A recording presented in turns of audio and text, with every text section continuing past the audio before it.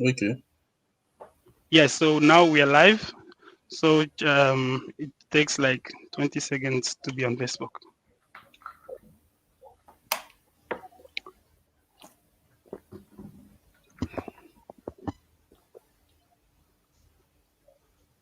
Okay, I can see. You saw it? Yeah, I saw it. Okay. Oh yeah, we're there. How come I'm not seeing ours I can. face? Have you seen I Awa, can are see you her. there? She's there.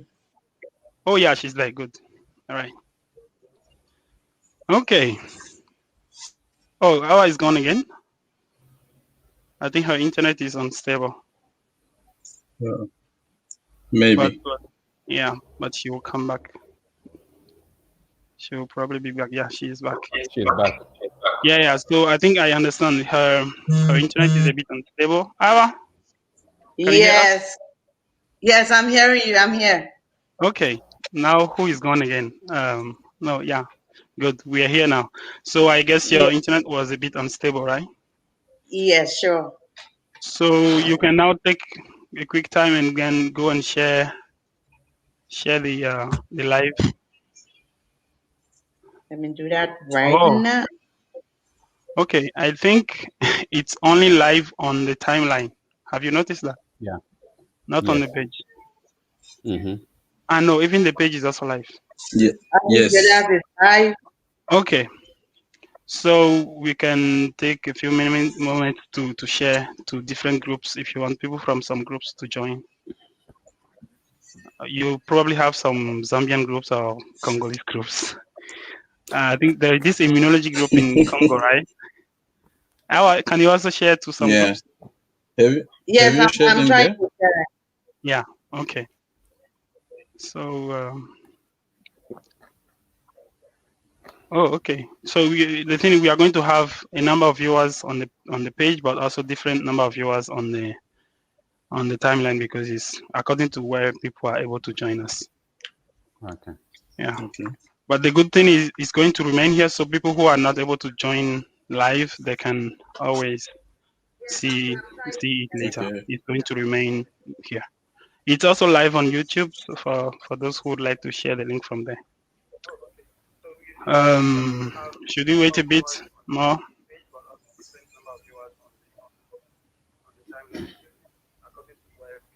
Oh, I'm having an echo. So someone need to Yes, mute I can it. also hear some. So if your Facebook is open, just mute the Facebook. Not on the device that you're using for this studio.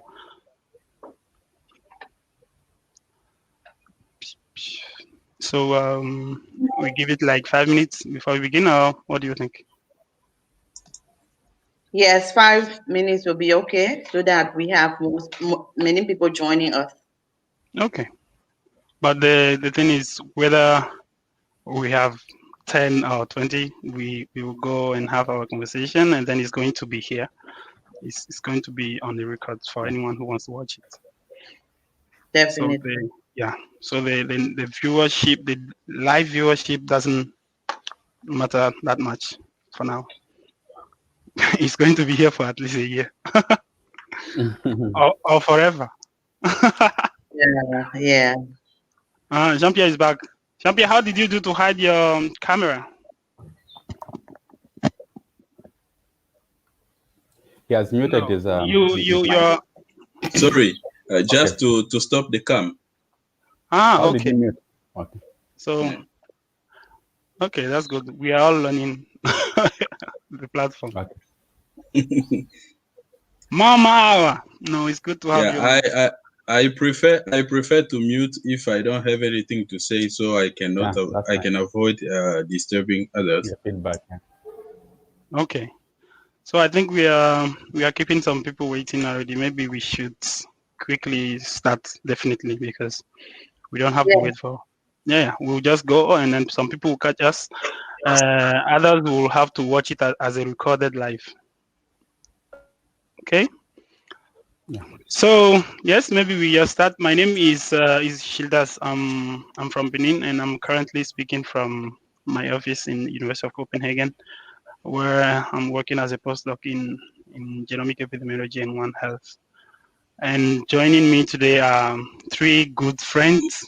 They, at some point in life, our paths came across in a very interesting country where we share different stories. Our was my mama. I could sneak from from our corridor to the female area to go and have rice from her, and disturb Jean-Pierre on my corridor. And Kenneth was my next door neighbor. I used to disturb him a lot with my crazy guests.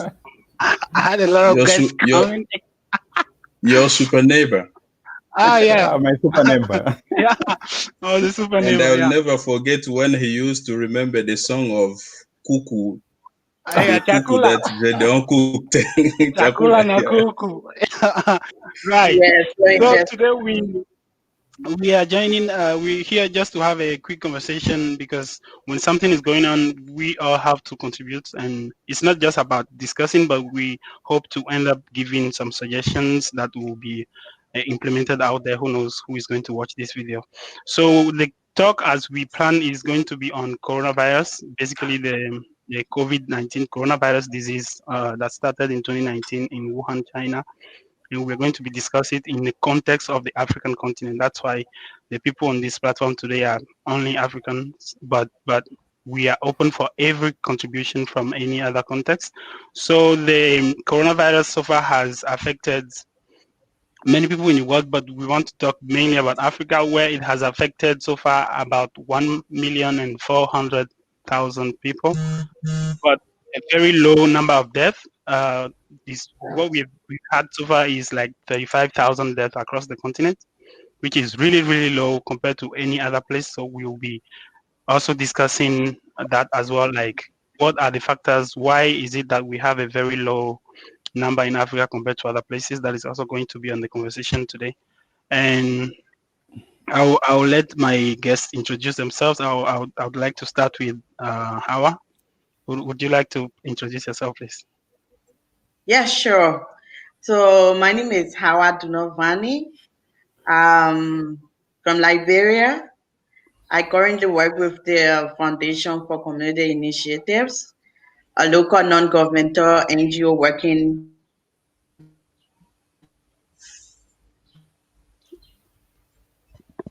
in Liberia, rural dwellers in local community.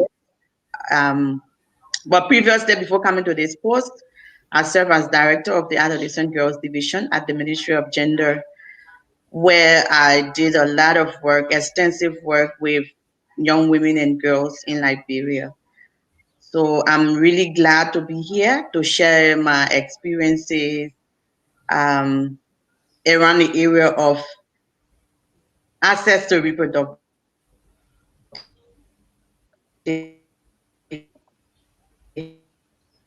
health. Okay, we are having some difficulties with your internet, but I'm sure it's not During it's not a major COVID. problem. Did you say something now? We couldn't get you at the end of.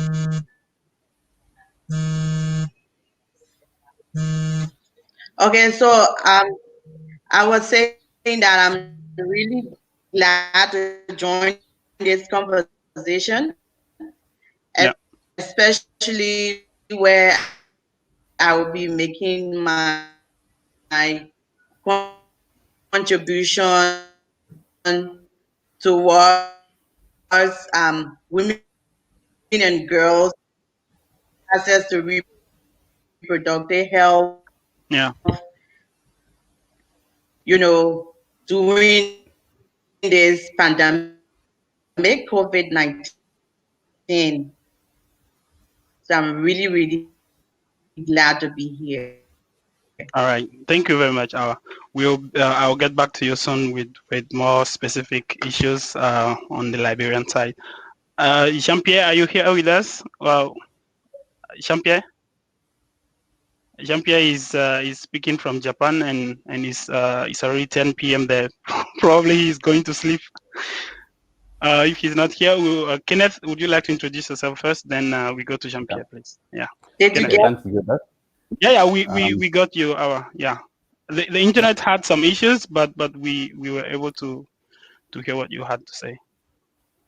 Okay, thank you, Gildas. My name is Kenneth Chawinga. I'm a veterinarian. I work for the government in Zambia, Central Zambia to be specific, in a district called Kabwe. Indeed, this pandemic hasn't left any sector behind.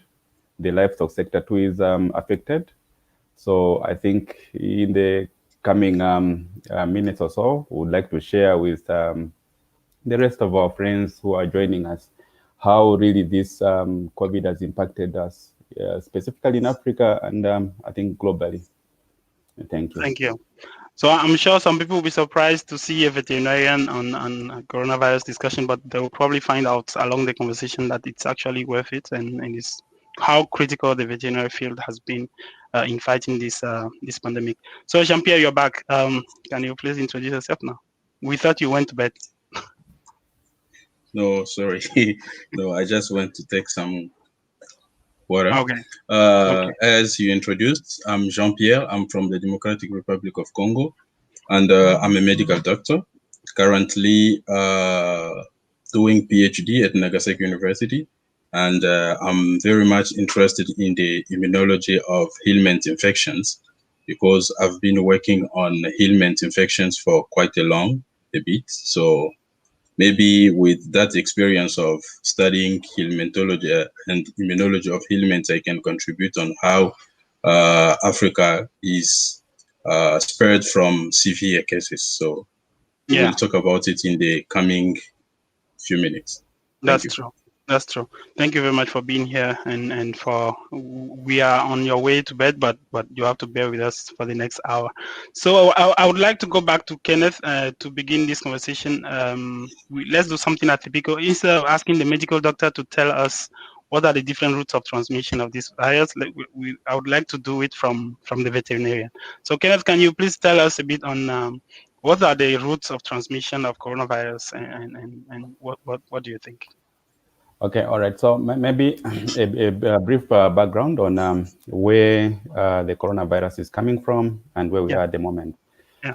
So, as Gilda said earlier on, the field of veterinary science is very much critical to this topic, because it's a case of diseases that are called emerging diseases. So diseases that haven't been there but are new on the scene. So in case of COVID, COVID is caused by a virus coming from a large group of viruses called the coronavirus family. And the animal reservoir that is implicated in the origin of COVID is bats. So it is thought that this virus emerged from the bats, then into an intermediary host, which people, most scientists think it could have been a pangolin, a wild animal. Then from there, it jumped onto human beings. So there is a lot of confusion there. It's not bats that are causing the infections. The jumping of the virus from the animal reservoir, suspected or supposedly bats, into an intermediary host, which is pangolin, and into human beings, was a once-off thing. Then now, the transmission of COVID is from one person to the other. So the contribution of the animals was just at the initial point of it. There are many zoonotic diseases. So zoonotic meaning diseases that affect both animals and humans that have come up of late. And we can talk of the SARS, that is severe acute respiratory syndrome, that broke out in in China in the year 2002-2003. Also, the cause of this disease is a coronavirus that is thought to have again come from the bats and into a specific type of cats and onto human beings. There's again the Middle East respiratory syndrome that broke out, I think, in Saudi Arabia in the year 2012, which also is caused by coronavirus that is thought to have come from a bat into camels, then onto human beings. So we can see that all these diseases or infectious diseases have got something to do with the animal reservoirs. But really, at this stage, it's not very clear which animal reservoir the disease could have come from. There's a virus, a coronavirus that has been isolated from one species of bats, I think in China. And there are a lot of species of bats, in excess of 1,400, from which no coronavirus that causes COVID in human beings has been isolated. So this specific coronavirus that was isolated from this species of bats in China has got the genetic material that is about 96% identical to the COVID virus that is causing the COVID disease in human beings. Now, just to bring the context, people might think 96% is a lot of similarity. But for example, as human beings and chimpanzees, we share about that much, 96% of our genetic material. But you can see that chimpanzees are different species and humans are very different species. So on that account, that virus that was isolated from the bats is not the one that is causing the disease in human beings. Right. That is thought just to be the ancestor of the virus that is actually causing the disease in human beings. So I thought of bringing out that historical aspect of the origin of the COVID-19 in human beings. And that's really, really kind of you, because we needed to bring the context so people understand that it's actually not, it could be animal related, but this is more of a human to human transmission. And that's what we are dealing with. Thank you very much for bringing that forward. Awa, would you like to, I think Hawa is still having some problem with her internet, but I would like to ask her to chip in on, because we just left the global explanation of this, how it is transmitted, and if Awa can tell us, how do people actually perceive the transmission of the virus, especially in the continent, on the African continent, and if you want to take a case of Liberia, for example, how do people perceive the transmission of the virus?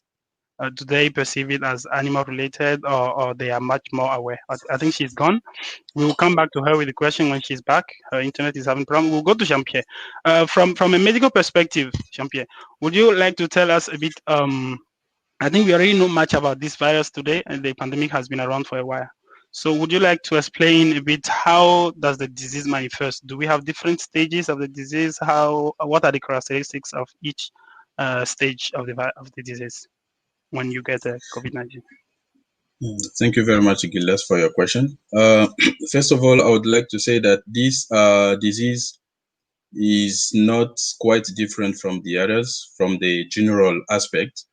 If we see the early signs of the disease, they are quite similar to the common cold we always have, especially in these cold countries where when we approach winter, we have those episodes of common cold.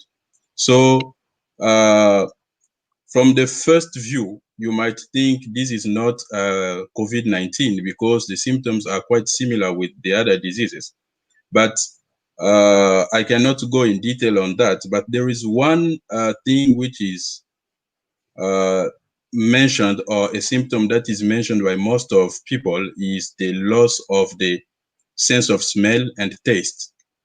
So that can have also an explanation because the virus is first entering through the nose, and it can affect the sensory nerve cells that are in our noses. But the disease goes from asymptomatic to severe cases. So asymptomatic, it means we have people who have the virus, but they don't show any sign, while those who show sign, they go from mild symptoms, which are Are you there? I think we are losing connection with Japan.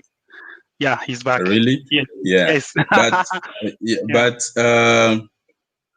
in severe cases, most people will present with respiratory failure, so lung failure problems.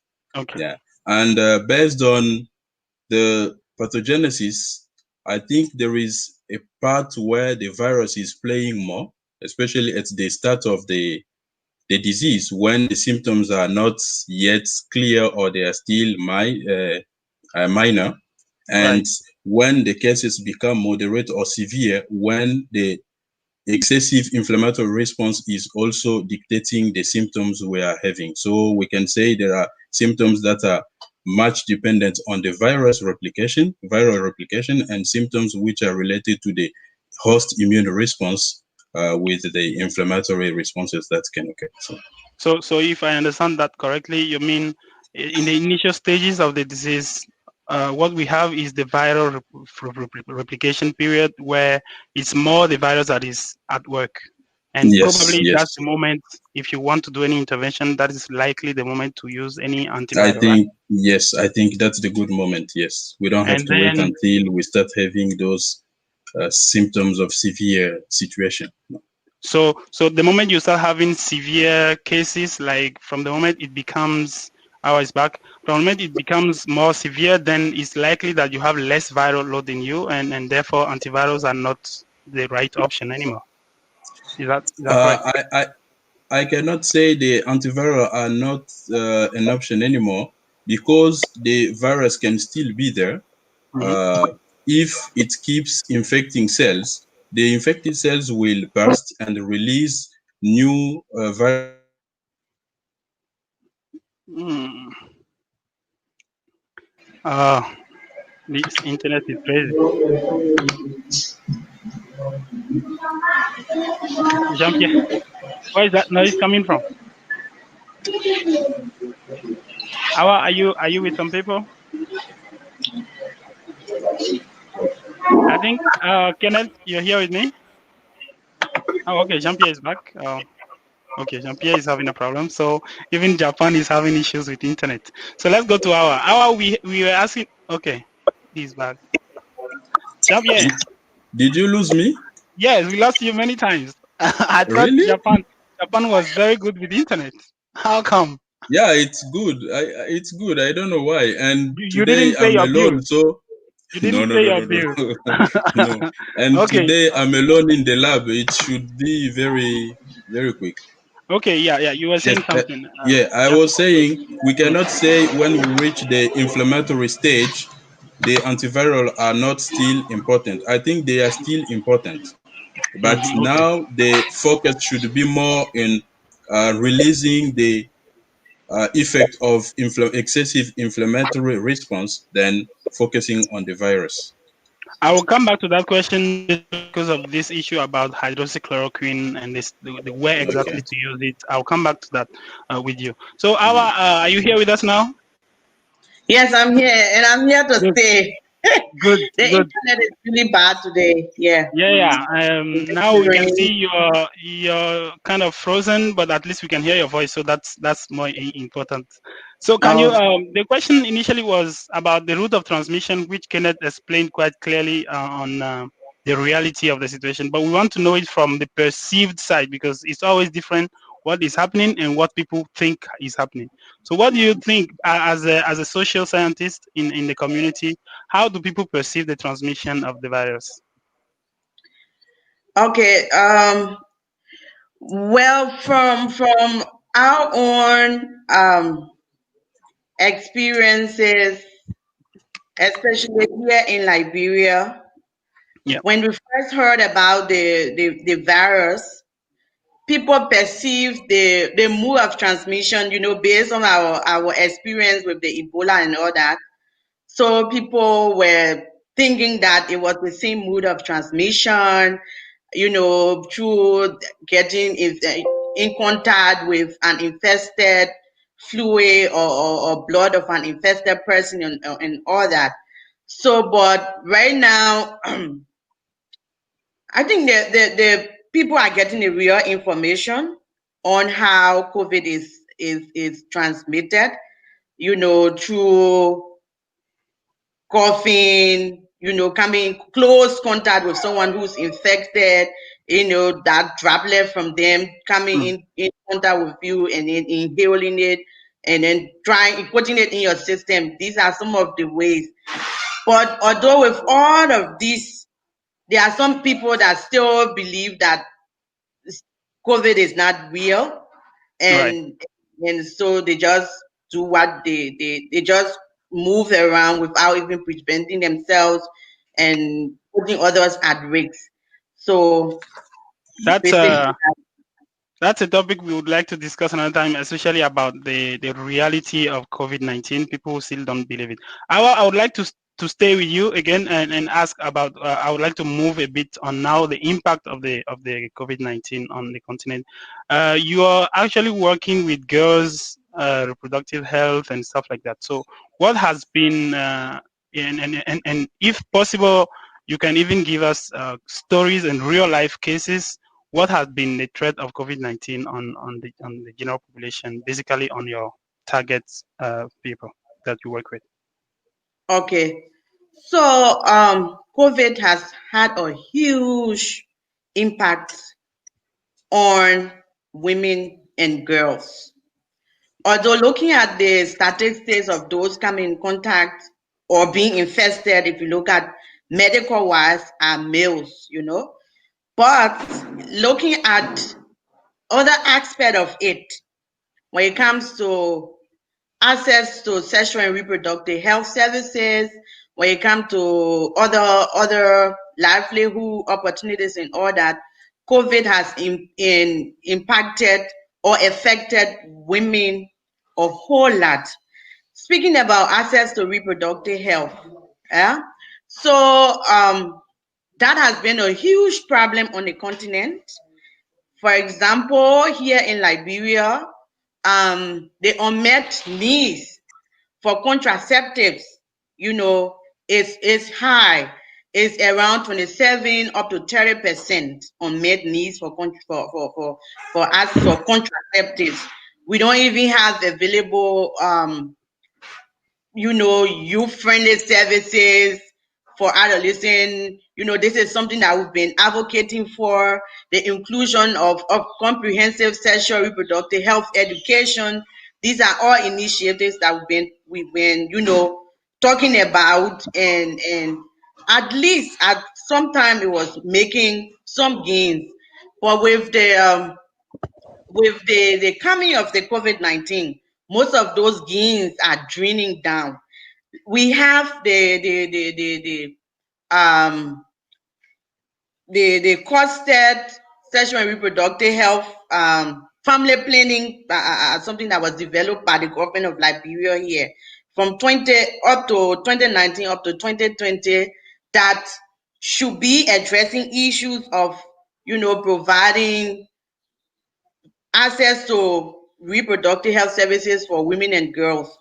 But with COVID, more attention is not being given to it because people see that as not a real need, because you have this kind of pandemic and emergency. So most of the funds, because of COVID, are being diverted to that. You see? So COVID has had a huge impact. And because of COVID, you see many young people, because they don't have access to those services, young girls are getting pregnant. Like recently we had people, girls returning to school, those that are in secondary school, already in high school, they went to do their West African examinations. Returning to school, most of them came out pregnant. Yes, came out pregnant. So it's a huge challenge. And also the increase of domestic violence, especially intimate partner violence, is huge.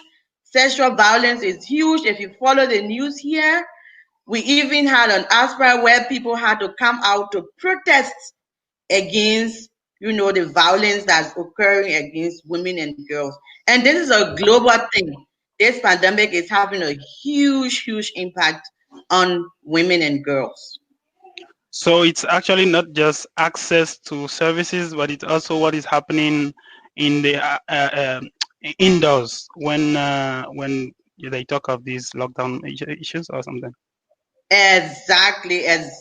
What is happening indoors?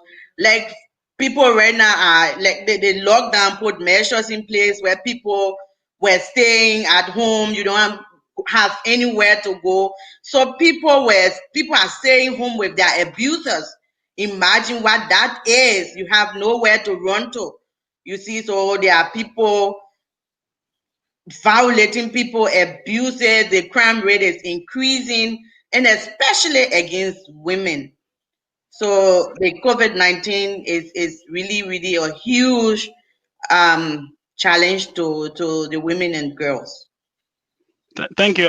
We really hope that this will go and stay on the record so people have access to this kind of information and act adequately, because it's not just in Africa. I've also heard some news from France and elsewhere that during the confinement, during the lockdown, there have been an increase in the number of reports on domestic violence and stuff like that. And we really hope this gets corrected.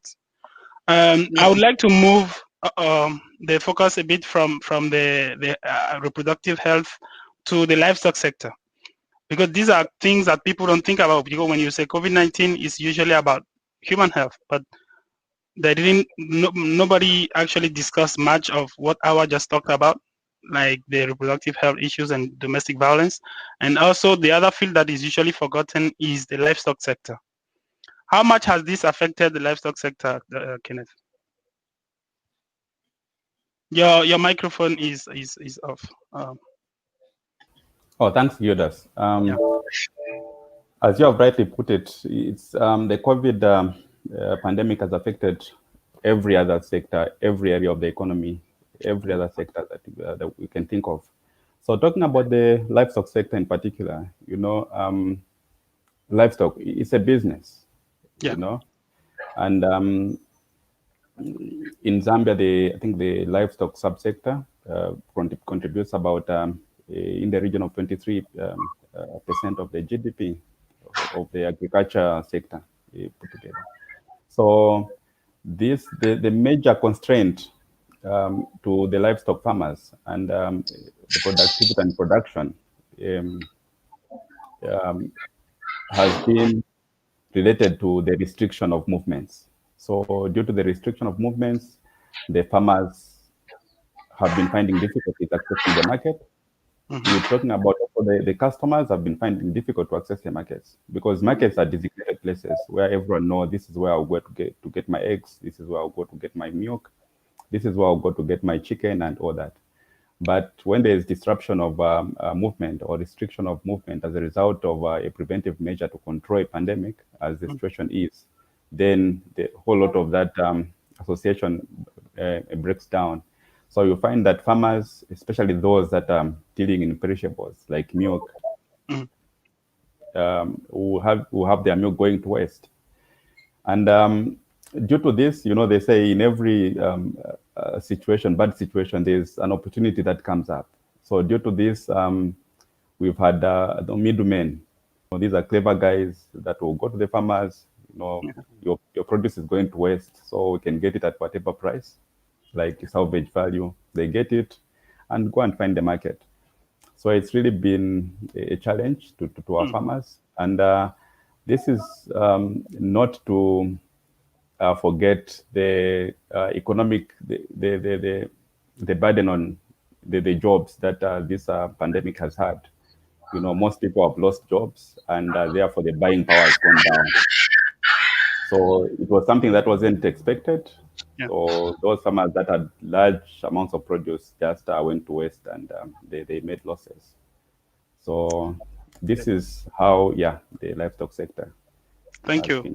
Thank you very much. Jean-Pierre, from looking at it from the medical aspect, I know you're not home now, but you're working with in collaboration with all your other colleagues back home in Kinshasa.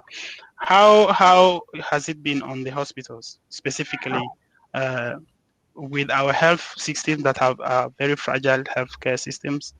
Have we had changes? Has this impacted the hospital system in a specific way? Your microphone is mute, Jean-Pierre.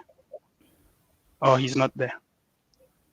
I think his internet is having a problem again. But yeah, before he comes, I would like to chip in a bit on another impact of the coronavirus that usually we don't quickly see is the issue with antimicrobial resistance.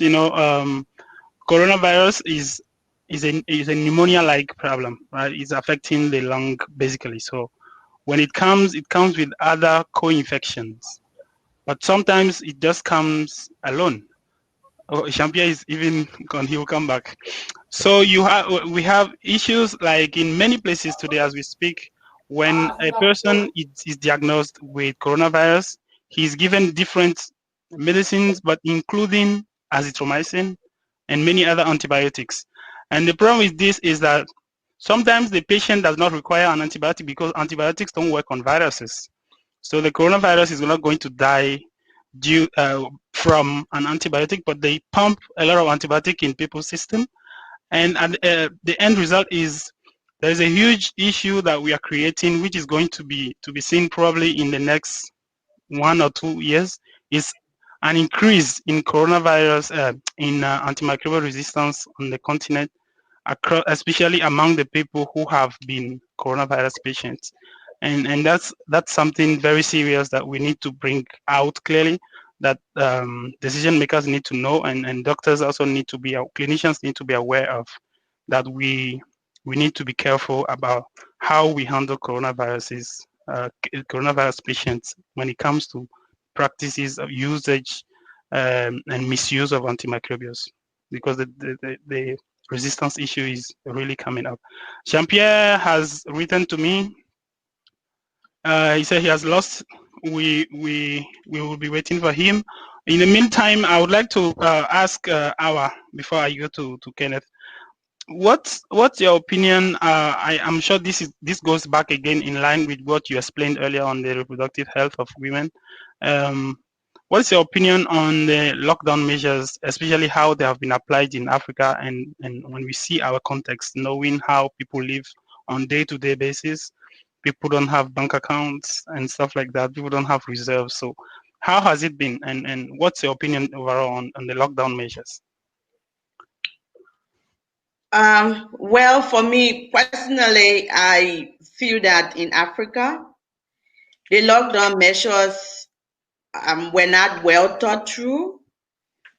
They were not, because if you look at how it impacted people in a negative way.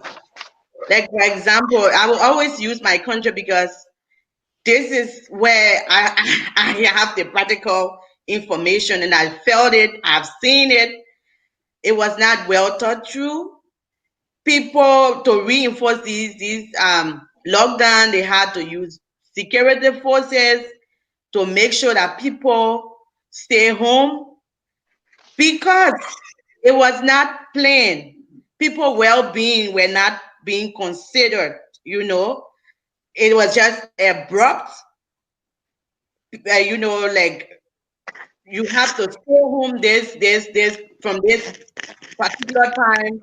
Like, we had to stay home for like 60 days and all that. And it has really, really negative impact, because like you said, in Africa, people really don't have the luxury of having money or huge bank accounts to say, oh, this will sustain me for this length of time. Here, people go to market every day and sell whatever they get is what they use to cook for their children, or whatever so that's how people live from hand to mouth, we say. So with those stringent measures that were put into place and said, don't move, how would the person eat? How would they sustain their family? So there was nothing tangible at the time put into place to address those issues. There But was no. do you think it was needed? Well, about it being needed, for me, I think it was needed, because this is something that was strange on the continent, and looking at our weak health systems that we have, it was good that we had lockdown, but a well thought one that would cater to the well-being of the vulnerable in a society, Because if we had not, for example, had a lockdown or put in a system where people will not move around, because COVID is being transmitted through people's interaction. So if the lockdown was going to address people's well-being properly, put into place feeding, put into place medical care services, I think that would have been good. But again, it was necessary that the lockdown was put into place that at least in some way prevented a huge impact, like we say. Because yeah, if not, maybe it would have overwhelmed us, and we don't have the system in place. Looking at other developed countries, how they are suffering now to curb this, pandemic, it would have had a huge impact. But at least with the lockdown, for us now, we are getting better results. Okay. I would like to stay in the same line, like an alternative to the lockdown has been, people have been now advocating for the use of face masks, and also some school of thought is that people need to do a lot of mass testing in order to know what is the population that is infected, issues about herd immunity and stuff like that. So I would like to go to Kenneth to ask about the alternative to lockdown, which is face masks, the use of face masks and mass testing. What do you want to do? Would you like to say about that, Kenneth? Yeah, your microphone is still off. Thanks, Yoda. So I'll talk about my experience in Zambia. Face masks, in the beginning, I would like to appreciate the infodemics, which are the World Health Organization is calling infodemics. There's been a lot of information, some of it leading, but it has been excessively a lot, such that it is making implementation of these measures quite difficult. For example, if we talk of face masks, the first thing that we were told was that they could be worn only by the frontline medical staff, those that are in contact with the patients, the COVID patients. Then later on, it was revised to say, okay, they can now be worn by the frontline medical personnel, as well as the people that are in contact with sick people. Then later on, I think, which is the current step that we are on, the revision has been that, okay, now they can be worn by everyone else. Now, the principle behind putting on mask as at the moment is that I'm putting on a mask so that I can protect a friend or a neighbor who, in an event that I have the COVID.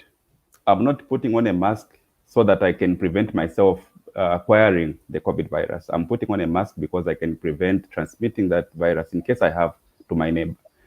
But the more people putting on the mask, the better the chances of stopping the spread of the virus. Not to interrupt you, but I would like to add something right there. There is a lot of anti-mask movements these days, especially first in the Western areas, in the Western countries. Not in Africa yet, but there's a lot of anti-mask movement. Do you think that's something that is likely to also happen in Africa if we continue with forcing masks used on people? Well, like my experience in Zambia has been that putting on the mask hasn't been, people haven't been opposing, but the adherence levels have been quite low. I don't know for whatever reason, but then it hasn't been due to, these anti-mask movements saying all sorts of things that maybe the oxygen that we are breathing would decrease and this could lead to other problems and all those things. I think in the case of Zambia, it's more to do with the availability of the mask rather than the anti-mask movement that is going on. But I think I'll be quick to mention that no single measure can work to prevent the spread of the virus. And in that case, I think there should be other measures that should be used in synergy with putting on masks and all those things. Like the hygiene stuff.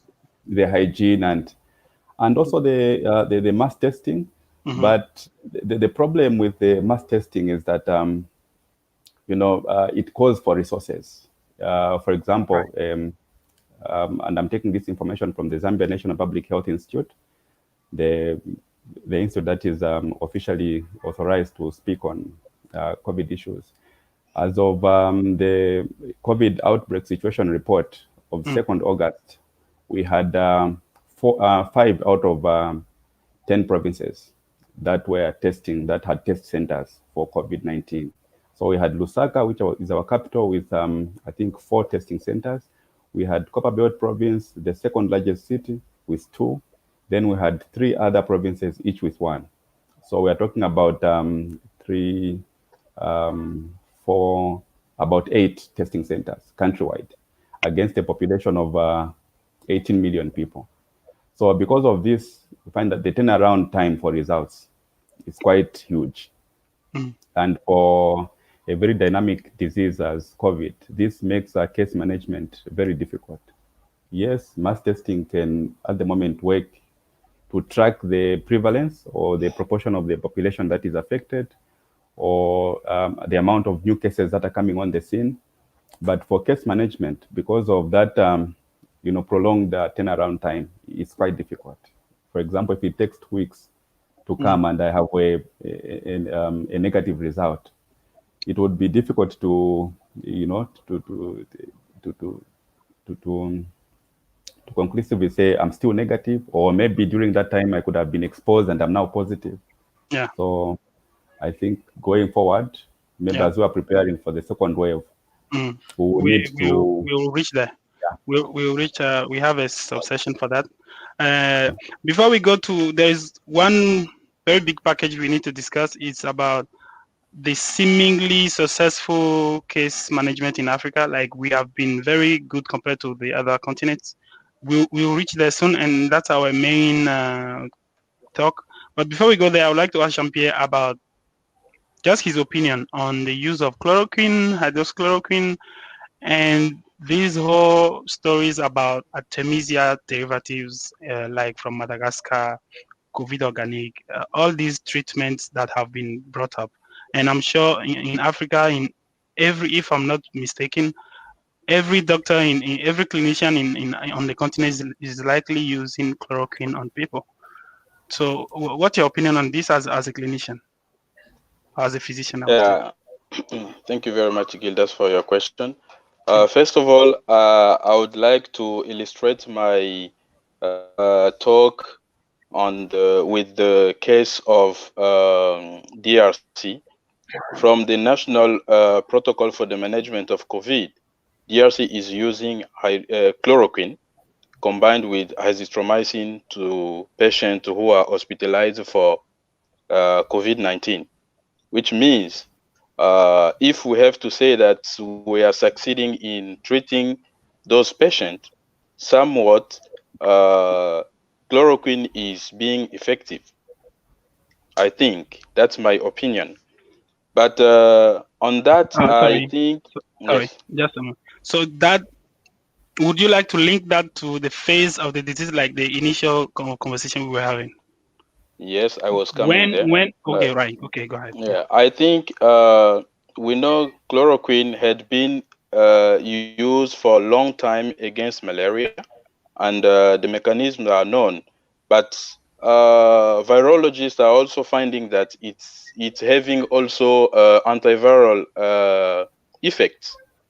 So probably using it against the virus can be effective, because it's said from the literature that it blocks the virus to replicate within the infected cell. So I think from the virus dependent phase of the manifestation or of the disease, it can be used. But also, chloroquine had been used also for a very long time against autoimmune diseases like how do you call it? RA, rheumatoid arthritis. Yeah. So in addition to having antiviral activity, what I learned just recently with this pandemic, it had been used for so long as an anti-inflammatory medicine. And as you know, when we move from the virus dependent phase of the disease to the inflammatory dependent, so in the context of African continent where some medicines anti-inflammatory can be costful for the patient because of the budget constraints, the government sometimes cannot afford to provide the center treating COVID cases with those anti-inflammatory. So I think using chloroquine can also act on dampening the inflammatory response. So I think, to my understanding, it's working on both stages of the disease. So that's what I could say for the chloroquine. And So for the yes, I want this to be clear. Jean-Pierre is a medical doctor, and you think it's the use of chloroquine, especially in the initial phase of the coronavirus, is useful for now. I think so. I think. All right. Yeah. Yeah. Go ahead with the Artemisia. Yeah. With Artemisia also, I think they have similar properties. Uh, they've been shown to have also anti-inflammatory or immunomodulatory effect. When we say immunomodulatory, it means they dampen the immune response. And we know in COVID-19, the most element that is causing severe case is the huge inflammatory response. So when inflammatory response is excessive, the body itself has a system of controlling that excessive. So when we lose it, that's when we have to use medications, to use medicines to help us because the body failed to control. So I think artemisinin and its derivatives, they've been also shown immunomodulatory effect. So I think they can also work in the same way, but in type of extract, I think there is a problem of the specific dose that can be used. We have to know that all medicines are called drug. What is drug? Excess is not good. So I think we need further research to quantify and specify about those artemisinin derivatives in the treatment of this. But for now, I think using artemisinin derivatives might be very quick, especially in the continent where we have also malaria, and they are the front line medicine against malaria. There is already some reported cases of resistance to artemisinin in malaria parasite. So if we use it now without knowing the dosage, we might put ourselves in danger again against malaria. So if I but there's something I understand is that if Artemisia is more about immunomodulatory effect, then it's better to have it as a prophylactic medicine rather than using it as a treatment, right? Since you want to boost your immunity with it, you shouldn't be sick before you take it. Or what do you think? No, I don't think we have to use it to boost the immune system, because boosting the immune system is like increasing the immune response, but their role is to decrease the immune response. Oh, okay. Yes. So, but And now I don't think we have to clearly say that we can use it immediately in the treatment. But if it has also some antiviral activities, still it can be used, but that need to be very much proved, I think. okay. I want to now start discussing about the success story of Africa on coronavirus, and I would like to go first to Awa. What would you say, or what do you think has helped? Okay, in terms of management or response from the different governments, different countries, or you can also focus your conversation on Liberia. What do you think has helped to the point that we are today, when we count numbers, we can say, yes, we are doing better? What do you think? Because there have been different conversations. People say we are Africa is probably underreporting, but I don't believe so because we are in a world of it's a free world now, and people can easily go and get information elsewhere. People are saying Africa has a low how do you call it, median age, like most African population is still younger compared to elsewhere. But what do you think probably on in the Liberian context that has really helped in doing better? You can unmute your microphone. Okay. For Liberia, I think our experiences with the Ebola has really helped us because the Ebola enable us to had put ourselves somehow, our health system somehow in place to be able to do fast tracking on diseases like this. Like, for example, it was after the Ebola that we had the National Public Health Institute being set up. Okay. So, yes. So the Ebola really helped us to have put some system in place that whenever we were hit with anything like this, we had at least a first response to that. So for Liberia, Ebola put us in that place. And like you said, on the continent, looking at, the age range that is being mostly infected by this virus, being elderly people, and looking at the age of the population on the continent, I think it also has an impact. It has a positive impact because we have a young population, people are active and all that, and I think it's something that we can say is helping. And another thing too, because I don't know what's that's true or it's a myth. People say that the virus doesn't survive in heat, and the continent is hot. We have But heat it's here. not it's as hot as South America, right? I don't know, but I think these are some of the things. And yeah, so for Liberia, I can say we had an initial system that was put in place. Although it wasn't so strong up to now, it's not so strong, but we had the the the the the initial system that was put in place to at least start the ball rolling. So I will stop with that. Okay, thank you. Kenneth, I've been told in some conversations that the veterinary institutes have also been really helpful in what we have today as a success story for the continent.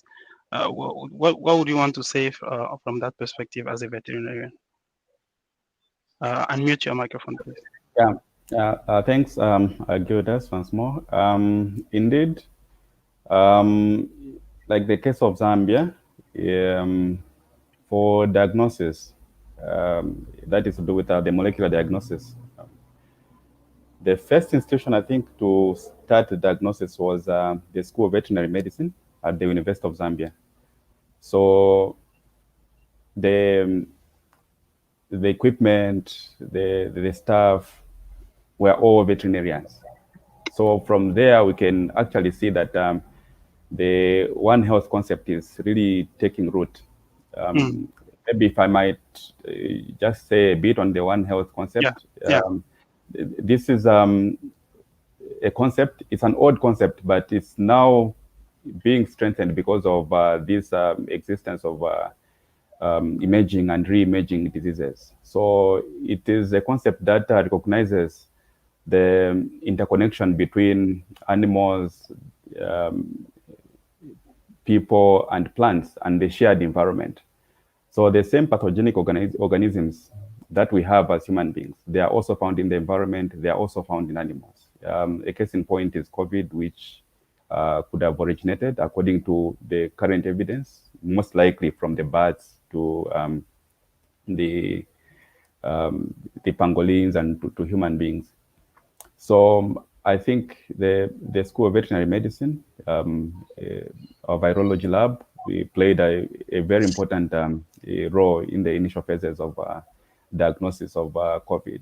You know, the management, most of the interventions, as you said earlier on, Africa has recorded the success story pertaining to the management of cases. And for a good management, for a good case management system, we should have a good diagnostic system. I only hope that in the future we'll have more of these regional veterinary labs, both from the academic side and from the field services, to come on board and assist not only in the COVID situation, because this is an ongoing battle. The Health Organization reports that almost 6 out of 10 diseases that we have in human beings have got origins from animals. So it will not end with COVID. It started with SARS, it came to MERS, it's now with COVID. It will go on and on, especially that, you know, the population, human population are growing, while the interface between humans and animals is becoming smaller and smaller and all those stuff. So the veterinary field has got a lot to offer in that aspect of Okay. management of Thank you. pandemics. I want to move back to Jean-Pierre. I've heard that immunologically we also have some advantages from our old enemies like malaria and our helminths. Like, you know, Africans, we come across a lot of parasites throughout our lifetime. But I've been hearing that these can actually have some beneficial effect on the response to coronavirus. What do you think as a medical person? Your microphone. Yeah. Thank you, Gildas, for your question. Before I talk about that, I would like to add on what Awa has said. I think the experience on Ebola has helped a lot in tackling this pandemic, and the way our governments reacted very fast is also one of the things that made us to succeed, because we were afraid of what developed countries were saying. Once Africa is hit, it will be very dangerous. So And I we remember, took that in. not to interrupt you, I remember the WHO as well predicted some really crazy numbers on the Yeah. continent. Yeah. Yeah, we Go took ahead. that in consideration, then we tried. And also, if you see, most of those cases were imported by the rich people who used to go outside of Africa. When they have money, instead of going to the village, they're afraid of witches in the village are going to kill them. They prefer going outside of the Africa. So they spread our brothers in the villages without bringing them the cases. So that is one of the elements. To come back to the advantage we are having of having pre-existing malaria and helminth infections, exactly as you said, those pathogens are very smart, especially helminth. You know, helminths, they live decades in their definitive host. That is due to their ability to control your immune system, to decrease the power of your immune system to react to them. So that allows them to stay quiet, and so the immune system cannot detect them easily. But the fact is, the immune system is very specific. So if a specific type of pathogen is dampening it, it will be specific. But what is particular with the helminth is that what is causing is not specific only to them, but it's also affecting heterologous pathogen, which means they will decrease the ability of the immune system to respond to any pathogen. And in the case of COVID-19, we know the severe cases are caused by the excessive inflammatory response. So in the areas where helminth infections, which are chronic infections, are there, the immune system will always already be a bit weak. So it cannot respond as well as it can respond in people in developed countries.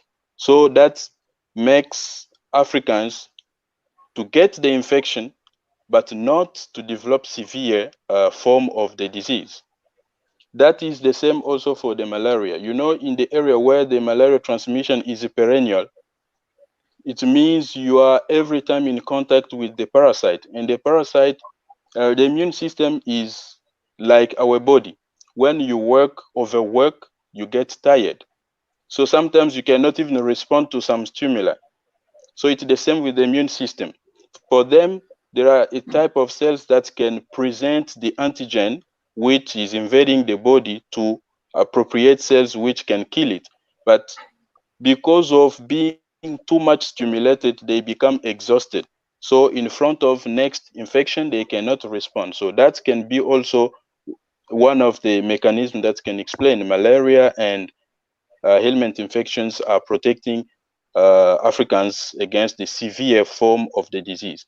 But there is something I would like to mention is that I'm afraid that we might have more asymptomatic carrier of the virus than other continents Yes, that's because right.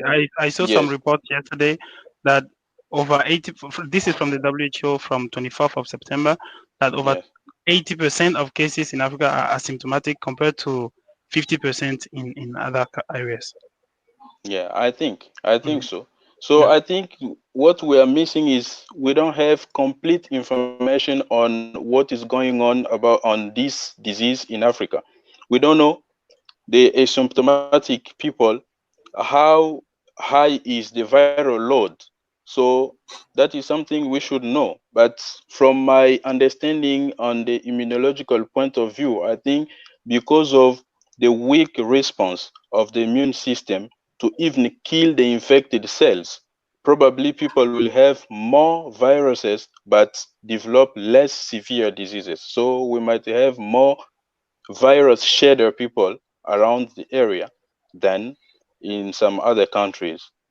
Thus, we need to be very, very careful uh, for this situation. Yeah. So if I understand this correctly, it's like bad for good because uh, Kind of, yes. we are having a weak immune system, and that is actually good for this case because what makes it severe is when you have a very reactive system. Yes, yes, yes, Yeah. Okay. yes, So sometimes in French they say le malheur n'arrive jamais seul. exactly. So it's okay. We are in a bad situation, but it's kind of helping. Advantages Uh, for us, yes. yeah. So yeah, you're right. That's the right word. It's advantageous for us. To close this because we don't want to stay online for long. We need to now project into the way forward. And I would like to go to our from Liberia. And putting the focus on the girls' reproductive health, access to good reproductive health during pandemics, and there's domestic violence related to the pandemic lockdown measures. What do you think should be done? Because we are, whether we want it or not, we are likely heading to new waves again. What should be done? Okay, first, there are several things that need to be done. And the first and foremost thing that need to be done is our leaders or the situation of women and girls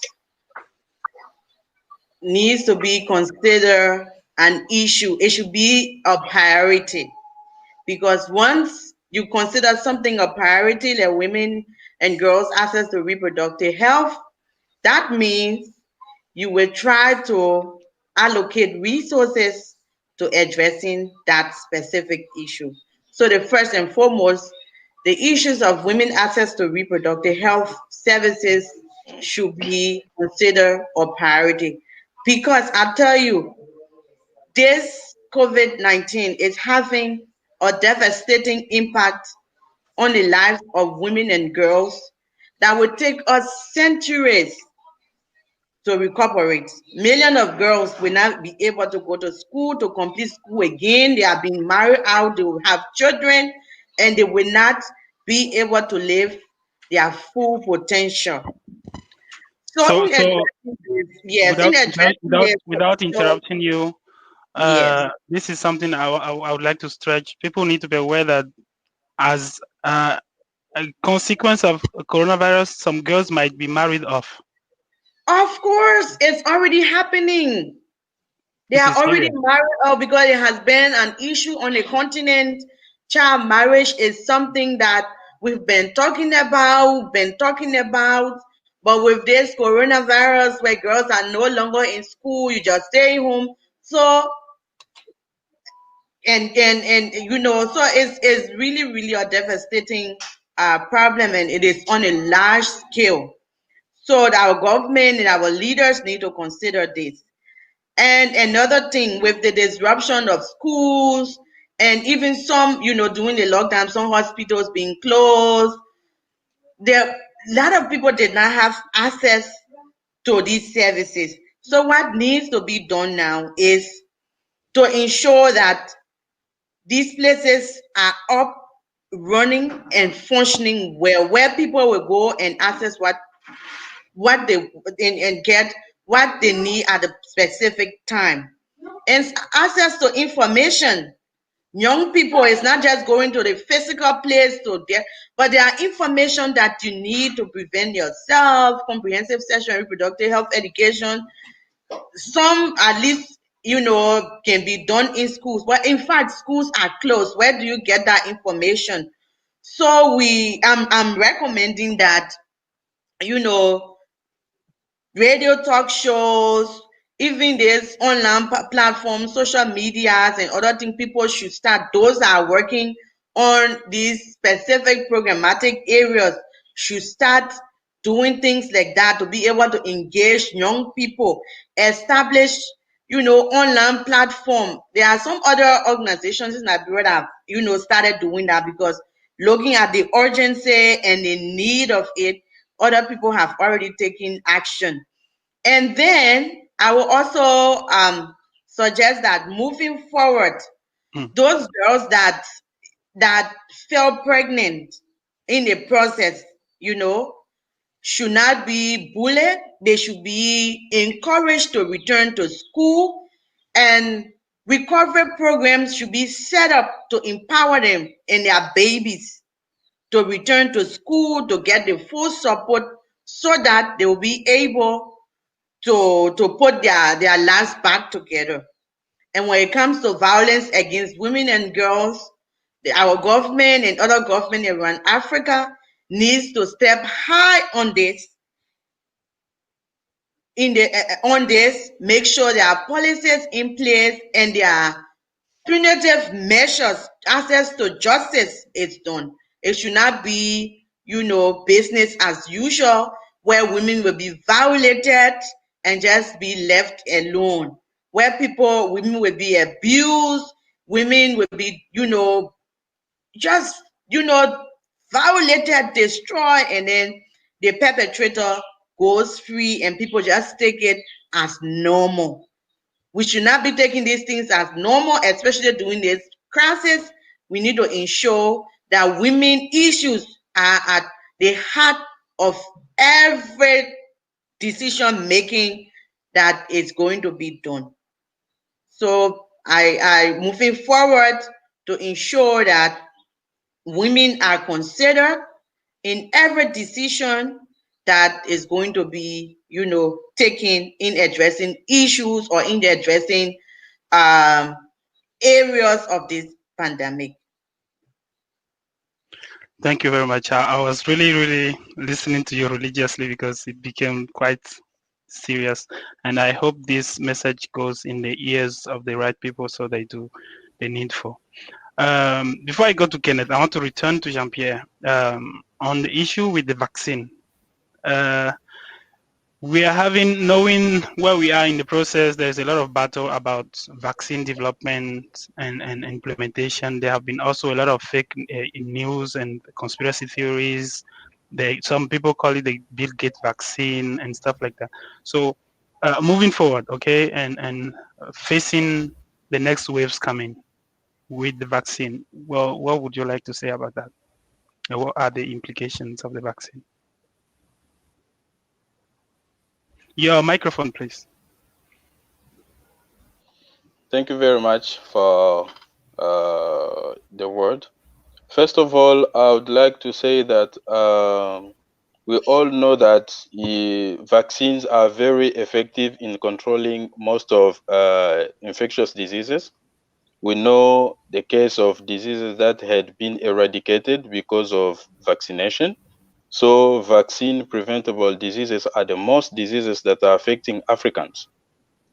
Of course, there have been too much rumors about vaccines that they want to be tested first in Africa. If it's effective, then they can implement it. So we became like lab rats, and Africans didn't want that. But I would like to say that we really need a vaccine. We need a vaccine for this disease. We know that to control the disease, we have two ways. If we have herd immunity, that can help in controlling diseases.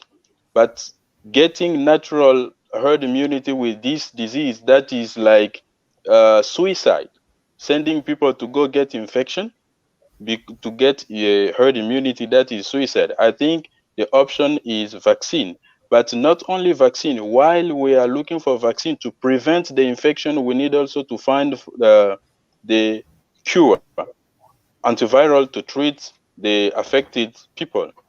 But what I would like to say, as I said previously, what we had as advantage on this COVID because of our weak immune response caused by the ailment and malaria infections is now becoming a disadvantage for us on the vaccine efficacy.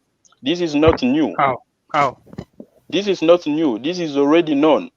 Study done in animals and in humans have shown that most vaccines are losing their efficacy in people with previous ailment infections,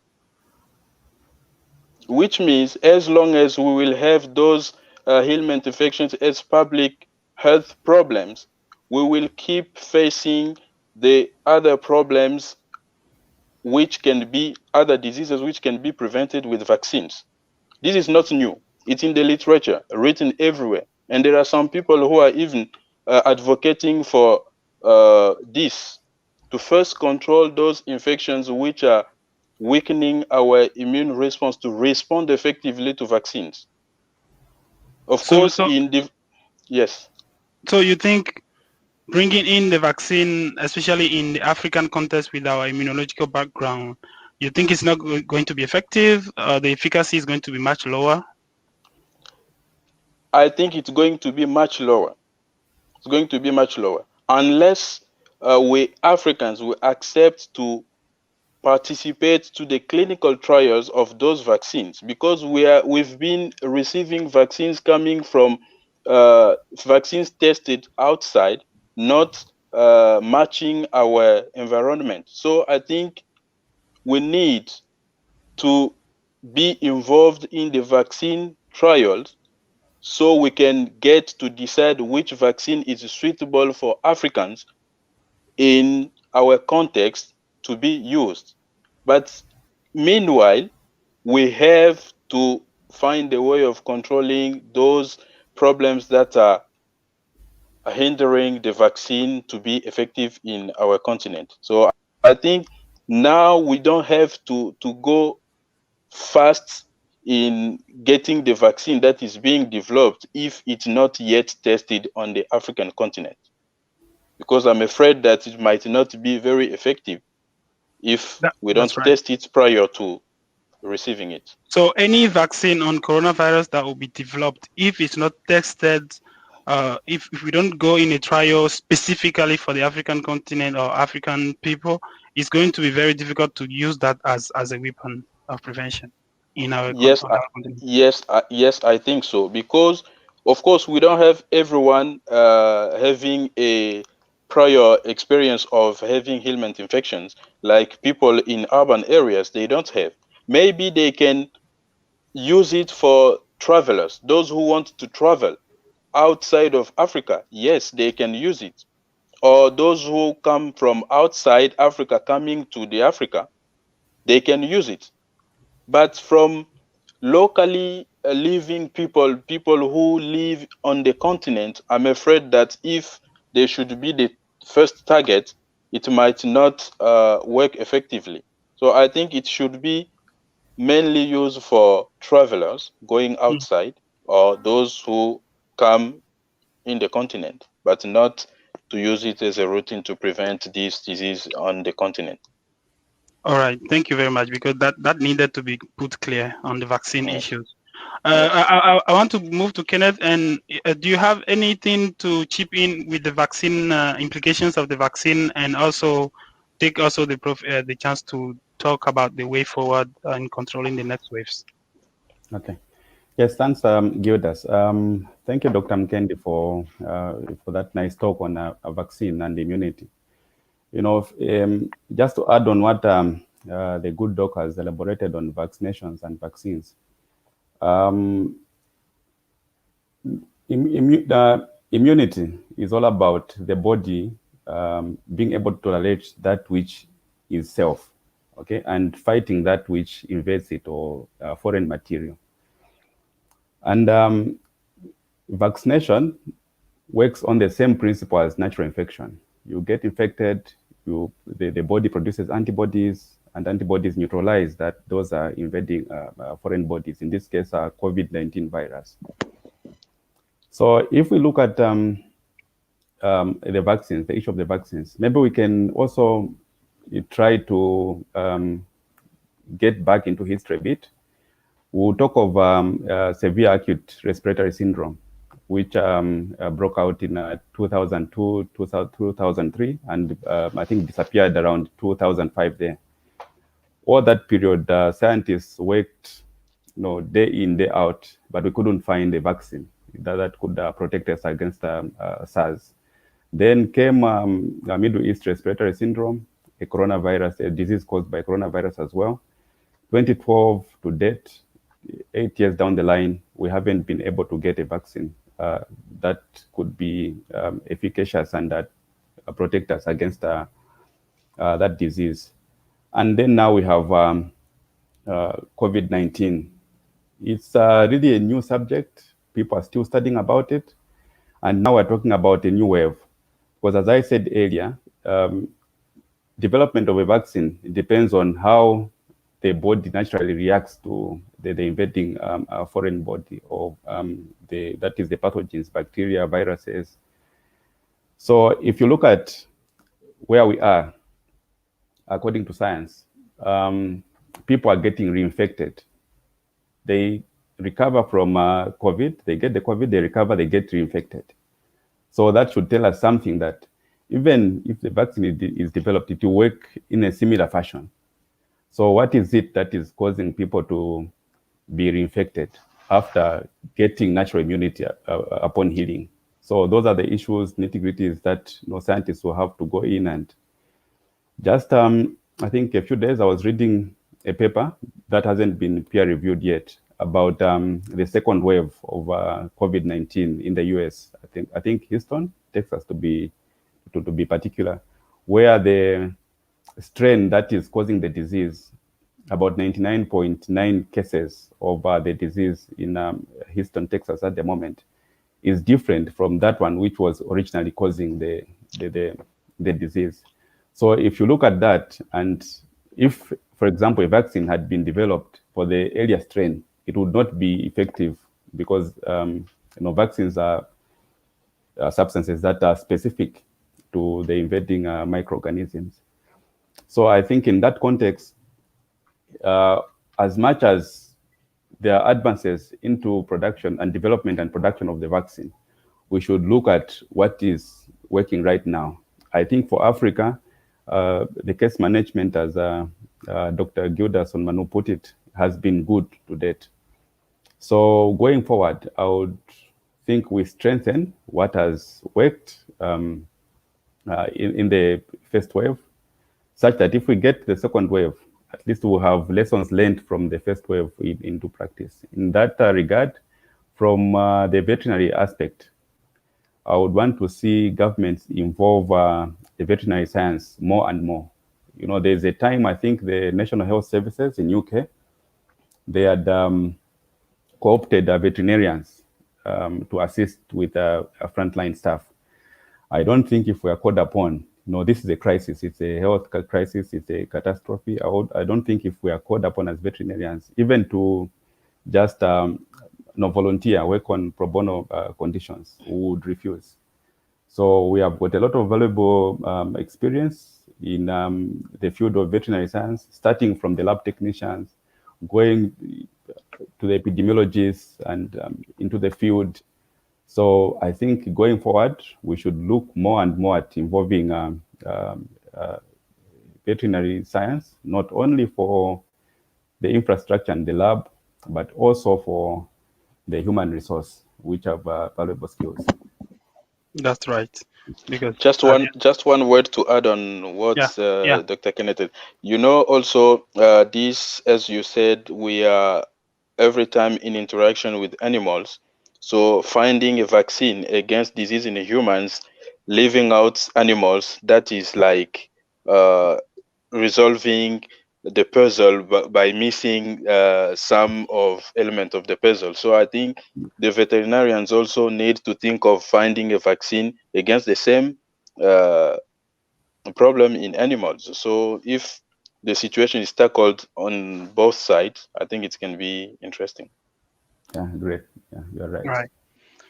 Wow, these are very nice interventions so far. I think we need to we are going to stop here, and but before that we need to have a last round table, and I would like to start with Awa. Anything you would like to say just to close this conversation? You have 1 minute. It can go on any topic, vaccine or anything. Okay. But first, before I forget, let me just I really appreciate you for being far-sighted to have mobilized us, to come and discuss on this important issue that is, shaking the world. Thank you so much. And I'm really, really happy to have been on this conversation with these brilliant doctors. Um, so I just want to say that COVID-19 is teaching us or has taught us a lot of lessons that we're going to be living with. Some are negative and some are positive. Like for now, I can say like the lockdown that we had, has some positive and negative impact that we can look at. Considering the lockdown, we've been very busy. People don't have time for family. Every time you go to work, you go to other places, you spend time without even having that, intimacy with your family, your children, and all that. But with the COVID and all the lockdown that were put in place, the bonding was good. We had a lot of time with each other. And I don't know if I'm the only one noticing this, especially for my country. It also brought a lot of entrepreneurs, skills out of people, innovation, because a lot of us depend on our monthly salary that come. But with COVID, some people were non-essential staff, they say. So you couldn't afford much, and then you had to manage with your little income you had. So people had to think out of the box that, so if this is something that will last longer than this, where would be my other source of income? So you had to think, you had to be innovative to see maybe starting a small business of your own, or maybe doing some innovative that at least they have some other source of income. So moving forward, I just like to say thank you again, Gilders, and I'm always available whenever you want me to join on this kind of conversation, because they are very essential and we can share and learn from each other. Thank you. Thank you very much. Our not our Jean-Pierre. Last round of words. What would you like to say to close this? Yeah, what I would like to say is, as I said, this disease has taught us many things. So our authorities need to think of strengthening our health systems. And talking on the scientific side, I would like to say that our government have also to support research on the continent. We Right. are depending on the outside fund for our research, and those who are funding us are dictating the line of research. So we cannot do our own research to solve our problems.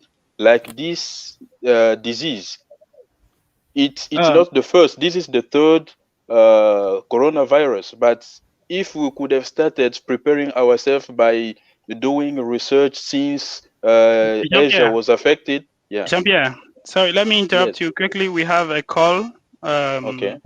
from Gedeon from Congo. He would like to intervene. Okay. Gedeon, Okay. can you please speak? Okay, thank you very much for the floor, Just a moment. Can dear you hear him? chairman. Can you hear him? Yeah. Yes. Yes. Okay, yes. Yeah, go ahead, Gedeon.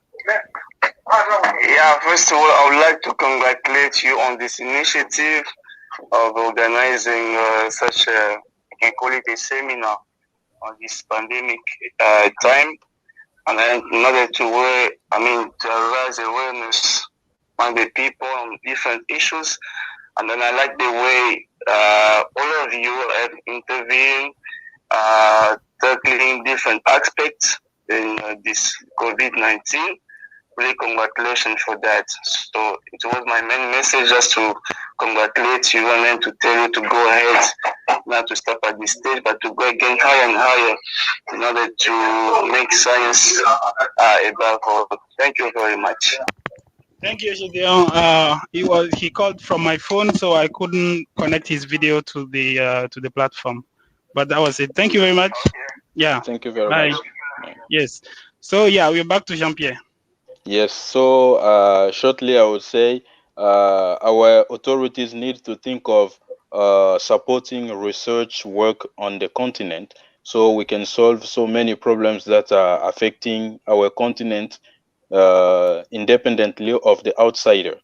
The last word is to thank you very much for initiating this kind of exchange of ideas and talk. And I would like it to keep continuing. So next time, if you think there is another topic you think we can still intervene, please don't hesitate to invite us. We can also connect some other friends with the different aspects, like virologists. They could have also been there, so they could have given us some virological aspects. So thank you very much for initiating this kind of All right. talk. Thank you very much. Yeah. You should also feel free to just let me know if you have something you want to discuss, so we cast it. Yes. Mzee Chawinga. Well, what would you like to say to close this conversation? Yeah. I just would like to echo the words of my two colleagues, Hawa and Jean-Pierre. Thank you so very much for organizing this.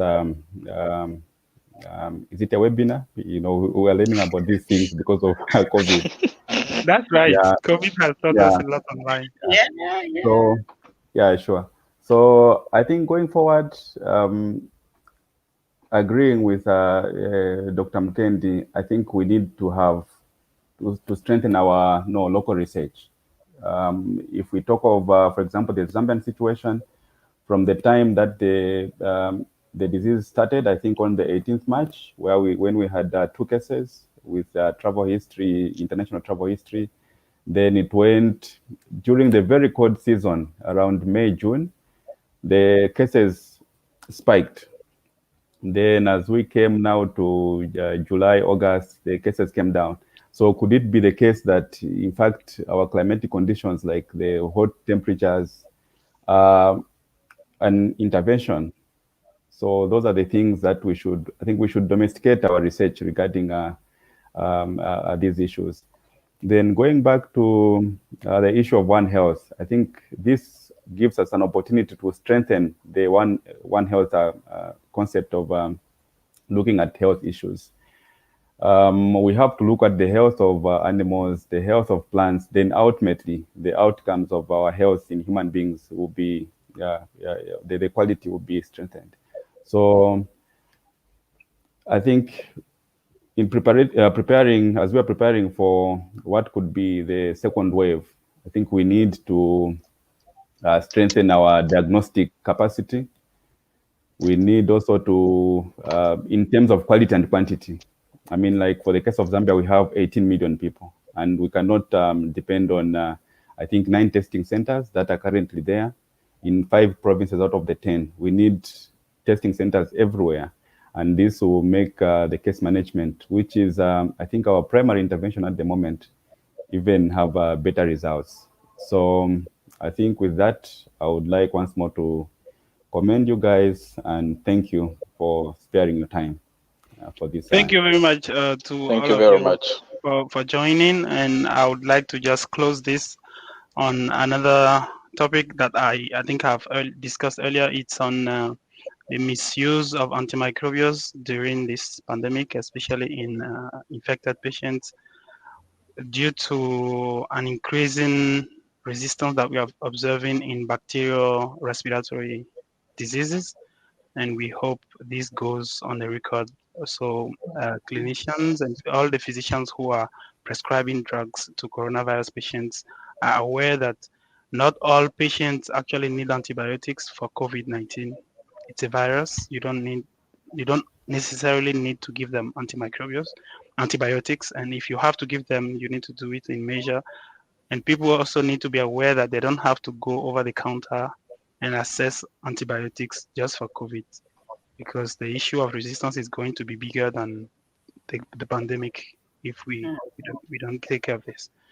Thank you all so much for joining, and I hope I will see you again next time if you ask me for any topic. Thank you Okay. very Thank much. you. Yeah, bye. Yeah. Thank you. So Jean-Pierre, you can go to bed now. It's 11 p.m. in Japan, right? Oh, Thank you. Yes, 11 p.m.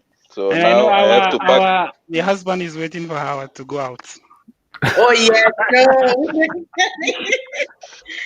Good. Okay. Okay. And Bye. it's Okay. Bye bye. okay. Bye. Yes. Bye.